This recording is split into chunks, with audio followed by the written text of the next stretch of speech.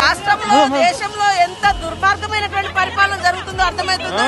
వ్యక్తిగత స్వేచ్ఛను కూడా హరిస్తూ ఈ దేశానికి చౌకీదార్ అన్నటువంటి మరి చెప్పినటువంటి మోడీ మా రాహుల్ గాంధీ గారు చెప్పారు, చౌకీదార్ కాదు ఈయన చోర్ అని.